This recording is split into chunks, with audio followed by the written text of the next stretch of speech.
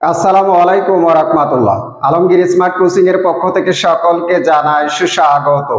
HSC ও অন্যান্য পরীক্ষা 2025 ইসলাম শিক্ষা প্রথম পত্র প্রথম অধ্যায় অনুধাবনমূলক প্রশ্ন নিয়ে আজকে আলোচনা করব। আশা করি শেষ সময় পর্যন্ত আমার সাথেই থাকবেন।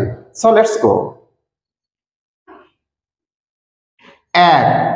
ইসলামী শিক্ষা ওহী ভিত্তিক, তোমার পাঠ্যপুস্তকের আলোকে আলোচনা করো।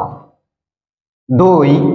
ইসলাম ও নৈতিকতা পরস্পর পরিপূরক, ব্যাখ্যা করো। 3. নৈতিক শিক্ষা কি, বুঝিয়ে লেখো। 4.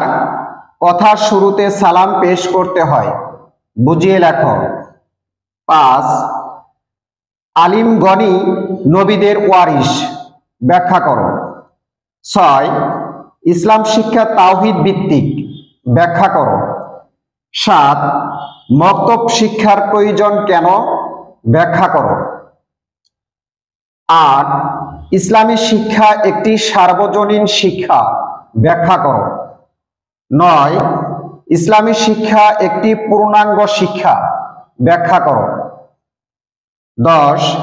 ইসলামী শিক্ষার প্রতি সবচেয়ে বেশি গুরুত্ব আরোপ করা হয় কেন। 11. ইসলামী শিক্ষা বলতে কি বোঝায়। 12. ইসলামী সংস্কৃতি বলতে কি বোঝায়। 13.